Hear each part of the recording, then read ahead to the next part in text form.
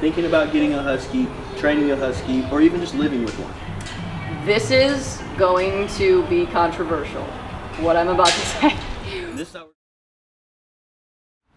Stan Smith from Iron Sharp K9, and we are down in Florida. We are actually in Plant City, right? Yep. So Plant City, this is one of my favorite places to come get around some really nice dog people. I learned a lot from John, and I'm learning a lot from yourself as well. And my favorite thing about it, we were just having a conversation back there, and she said, I didn't want an easy dog. And I think the first time I met you, she said, what do you think about Huskies? And I said, oh, I hate them. They're the worst dogs. I do not train them. I don't like them. And she came out with not one, but two. A bunch of Huskies, and they're doing stuff that you have probably never seen one do. So introduce yourself to everybody. My name is Ariana. I'm the manager over here at John K9 in Plant City. That's pretty much it for me. I'm also the lead trainer here as well. And how long have you been doing dogs? I have been doing dog related things since I was 15. I first started in, volunteering in animal shelters and doggy daycares and stuff like that, and I started my first internship when I was about 18 or 19 years old, and just been training ever since. And did you always start with the Huskies, or what got you that? I always wanted one when I was a kid. I grew up in Minnesota, so I always wanted one. And when I was 18, I graduated from basic training.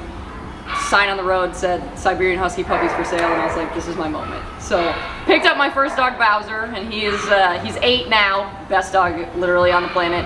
He honestly initially scared me away from the breed because he was the worst puppy ever. He was breaking out of crates, he was screaming and all of this insane stuff. So that was kind of what drove me to look into training, because I was like, I don't even know how to control it. I was 18 years old, I was living in this apartment, I lived in Seattle, wasn't near any of my family or anything, so I was like completely alone with this damn dog was destroying my apartment.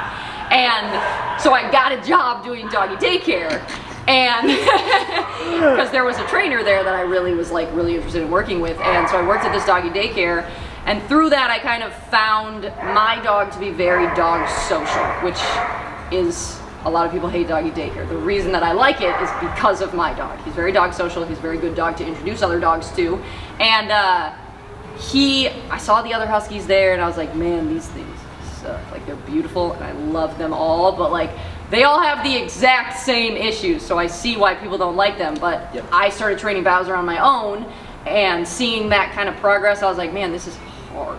This is not easy. And my friend at the time actually had Aussies, and they were doing all these cool tricks. They were doing shy and all of this, and I was like, I'm gonna teach my dog that. And then I realized I have the dumbest dog on the planet, and he couldn't learn nothing. He could not learn anything. He can spin, and that's pretty much it.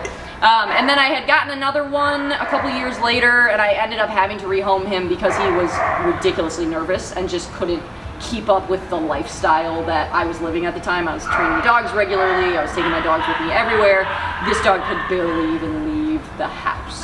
He could barely even go outside. So for a while there, I was like, Huskies have issues. So would a Husky be a dog that you would suggest first-time dog owners getting? Absolutely not. Absolutely, you have to have a special hatred for yourself, I think. Or that drive to have the challenge, I think the drive for the challenge. But I think the thing about Huskies that is intriguing to me is that it's almost like you love to hate them. My dog howls nonstop all the time. And I always tell people he's just barking, he just doesn't know how to bark. But everyone thinks it's so cute and it's whatever. I hate it, but I love it. It's a love-hate relationship with these dogs a lot of time, people. You're like, oh, you're so cute, but you peed on the floor. Yeah. They're gonna have a little bit of issues. So we actually seen a video where you were teaching the new Huskies to parkour. Yes. And how was that process? It took me 18 months. Wait, hold on. 18 months. Just to do parkour. Just to do that one thing.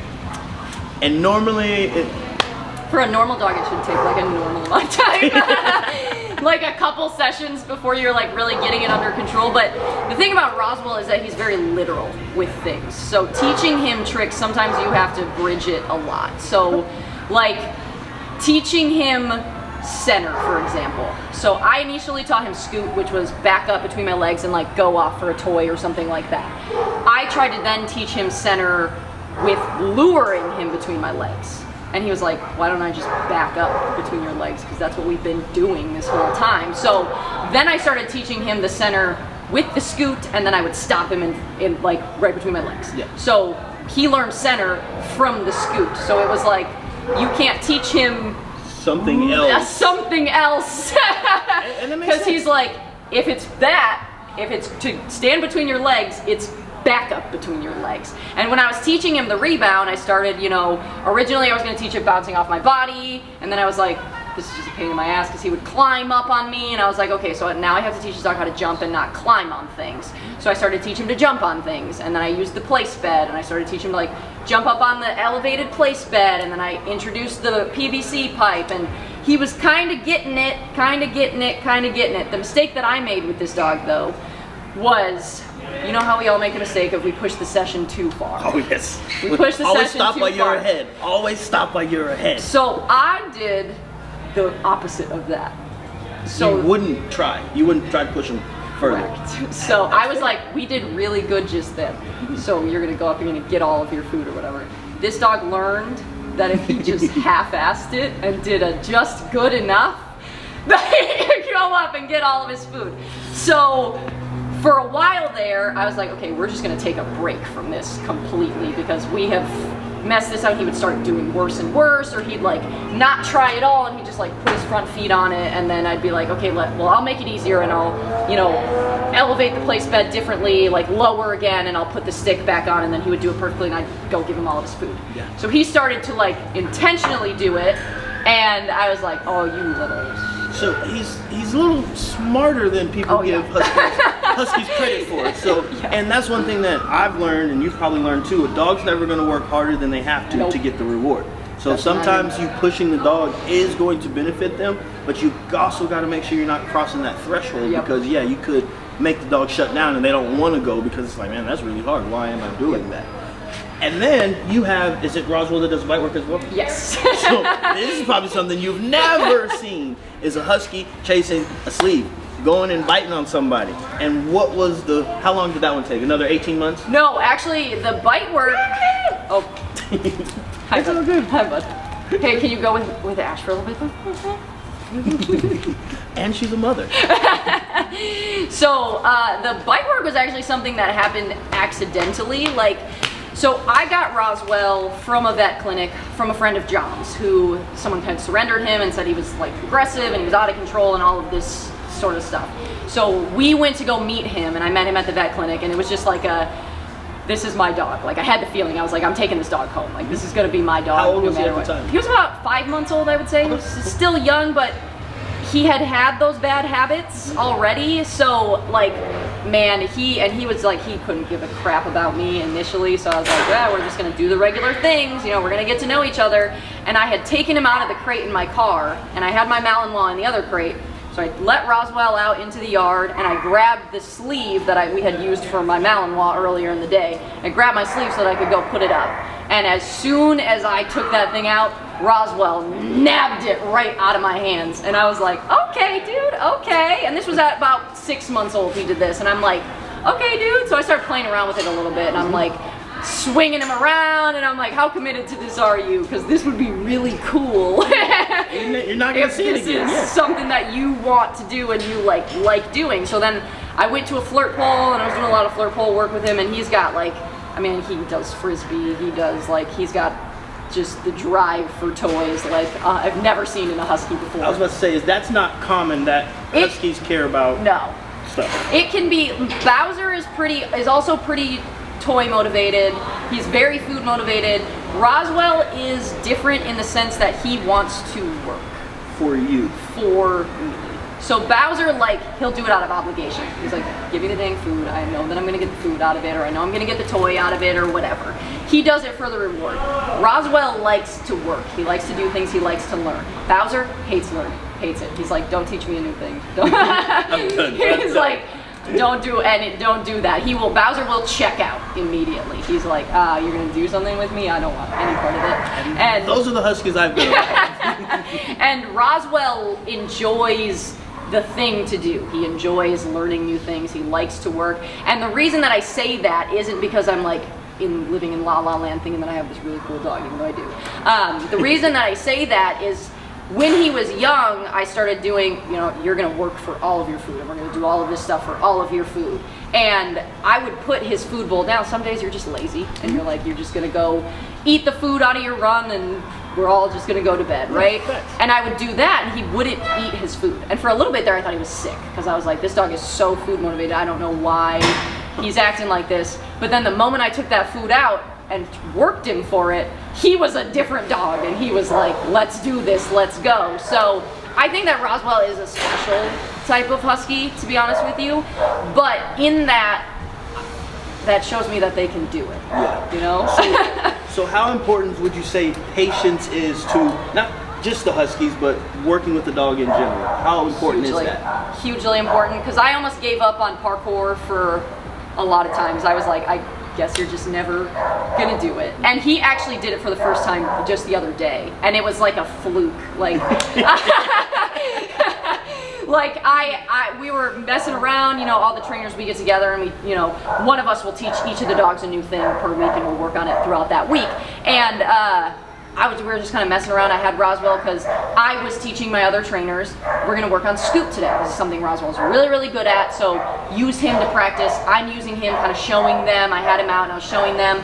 The girls were working on with their dogs, and I was like, I got a toy, I'm playing with Roswell because I'm trying to distract him, because I'm like, you're gonna pester me if I'm not distracting you with this toy, you know? And I was like, let's see if you'll just do it, you know? Let's see if today's the day that you'll just rebound off the wall. And I was like, rebound, and he was like, what? And I was like, huh. And I was like, you know what, rebound. And he did it, and I was like, and I was like, it was worth it. It was worth it. So I think that, like, my thing with Huskies is that it's worth the stress for the inevitable dopamine rush at the end, which is just dog training.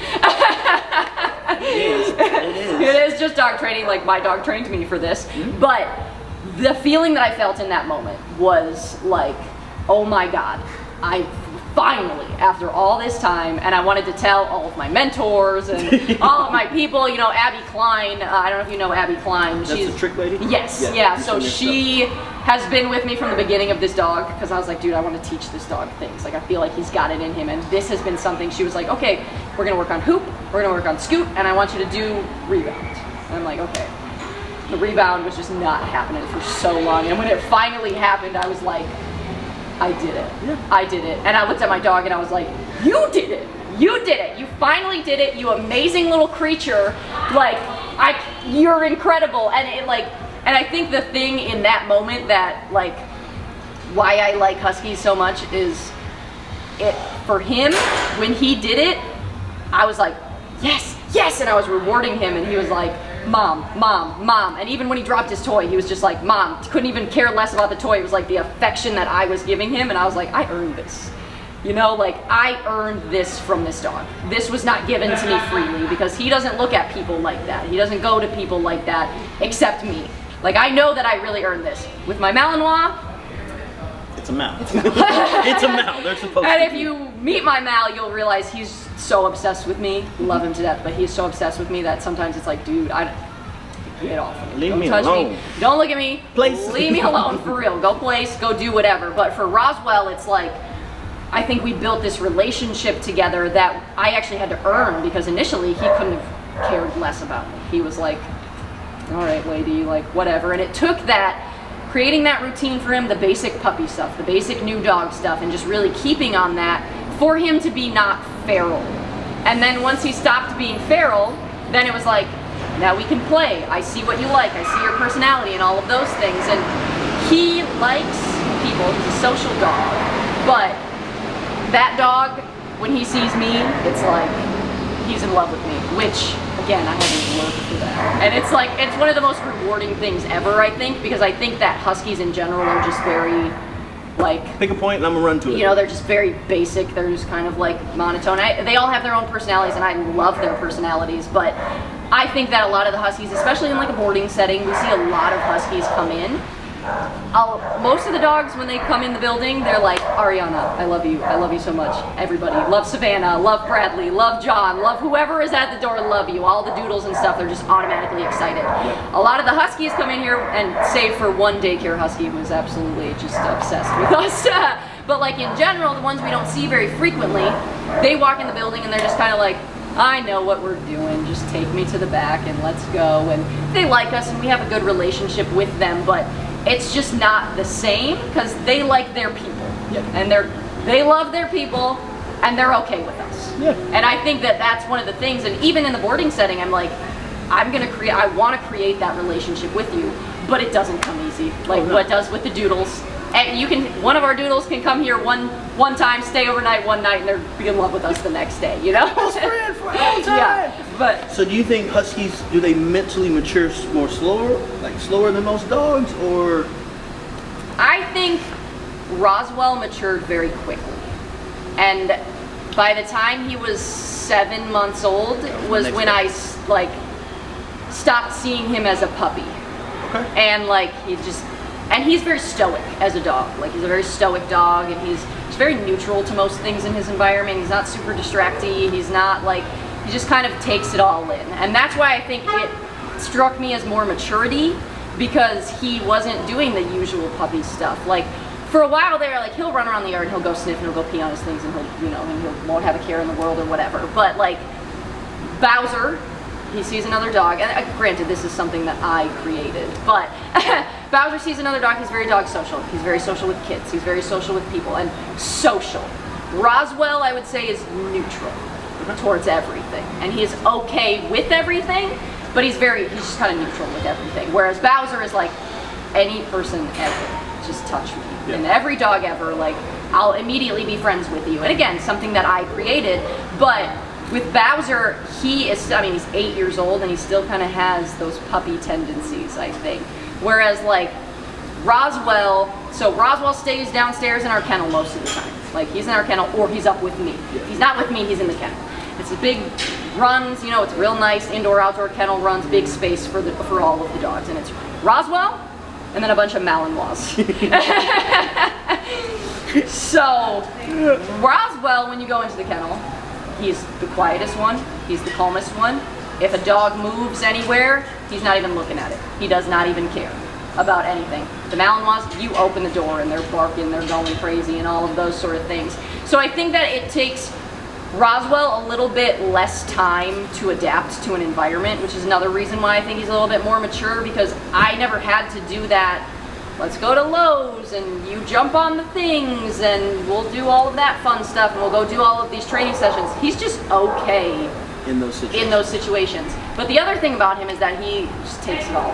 Nothing really bothers him. Just like we were kind of talking about earlier, where it's like, I feel like there's no defense drive, because it's almost like you're mocking him. Yeah. Really, don't insult my intelligence. I know you're not serious. Yeah, it's almost like you're mocking him, and he's like, I'm not gonna play your games, dude. It's like a creepy Hannibal Lecter-y type of.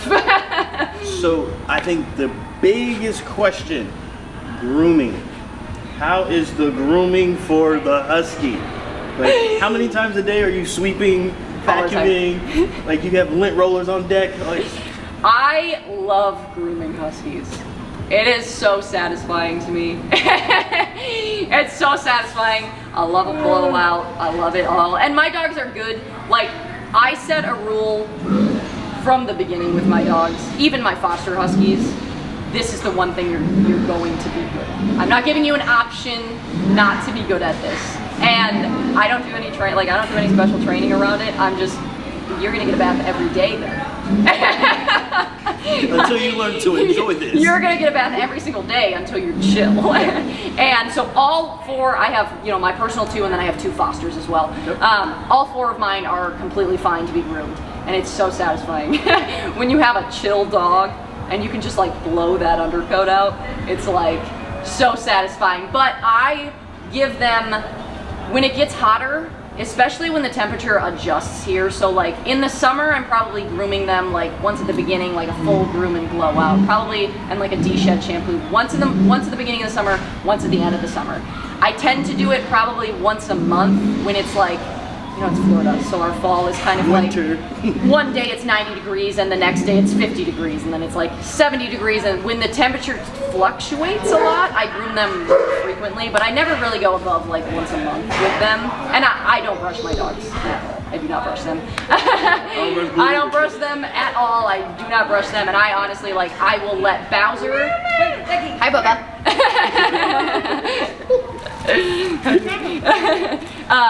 Bowser gets that. He's got black, like dark black hair, so he gets that like undercoat. I don't groom him, and this is terrible because he looks mangy for like a little bit of the year. I don't really blow him out or anything until a lot of that undercoat is coming out, because it just makes it a lot easier of a process, and especially for him, he's 8 years old and he doesn't really have any like old man issues yet, but in an effort to kind of avoid him standing in one place for too long, and he's also a husky, so there's like, I have a time crunch either way before he starts to get like which is just annoying more than a problem, but like I like to wait because it just makes it a lot easier, and then I can get all of that out, and then it really gets me like, I can shampoo him down to the skin and make sure I get all that nasty smell off of him and stuff. Roswell doesn't really shed his undercoat so much as he gets like cornrows kind of looking in his hair. And that's how I know. It's time.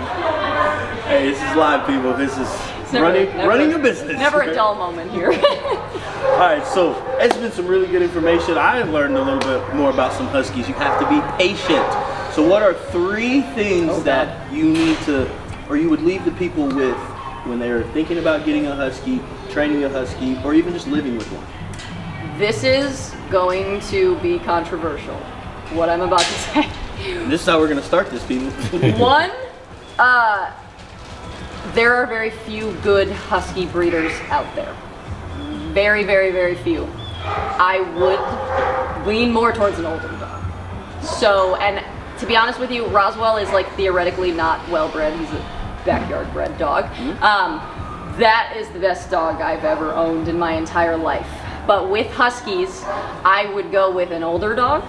I would go with the dog that, don't go with the dog that is the chillest or the dog that has the most energy or the dog that has the most personality. Go with the one that speaks to you. Get the one that speaks to you. Be prepared to have patience. And also be prepared to have challenges that are gonna enrage you. And that is different from patience, because patience, I think, with Huskies tends to come from, just like Roswell with the teaching him things, patience tends to come with the progression of things. And I think preparing for huge challenges comes with the normal things that Huskies do. Chewing things up, probably not being crate trained, and having issues with potty training, and the escape artists, and they're loud, and a lot of times they don't eat their food, and they're not like all of those sort of things. I think are what I refer to more as challenges, and I think that when it comes to training a Husky, I think that's where the patience comes into play. Wait for that payoff, because it's gonna happen, and when it happens, it feels pretty damn good. Are there any breeders that you would suggest people looking into, or? I don't know of any, Okay. But that does not mean, I have plenty of friends who know good breeders. I just offhandedly don't know. My philosophy of dogs is they're gonna find me, I'm not gonna find them. That is fair. So again, we're out here, Plant City. Plug this place. John K9. Is John K9 on everything? Yep, John K9 everything. Instagram is John K9. I think Instagram is John K9 LLC. Facebook might also be John K9 LLC. Website? JohnK9.com. JohnK9.com. Yep, super simple. Your information? My Instagram is Search Dog Down. My Facebook is Ariana Krenz. You can find me on either of those. My Instagram is a little bit more poppin' though with the Roswell tricks. And if they have Husky questions, can they reach out? Oh, absolutely. My goal is to make some awesome Huskies, man. I want to inspire people to do more with the lame breeds that everybody hates. There you go. I like it. Hey, sometimes having the challenges is going to make you a better trainer, because I assume working with those kind of dogs, it transitions when you get a Mal, or you get a little Aussie or a Border Collie. Yeah. Like, it's like, all right, come on, let's be finished in 5 minutes. Oh yeah, I mean, I definitely feel like I'm on top of the world with my dog, and it's not like, not because I could teach him a cool trick, but it's because I built that relationship enough that I could teach him a cool trick, and it definitely makes it easier to work with my Mal, that's for sure. There you go. Well, we won't keep you too much longer. We're probably going to do some more talks with this. I really enjoyed this conversation. Yeah, thank you so much. Appreciate you having us out again. If you guys wanting information again, tell them where to find you. So, Search Dog Down on Instagram. there you go.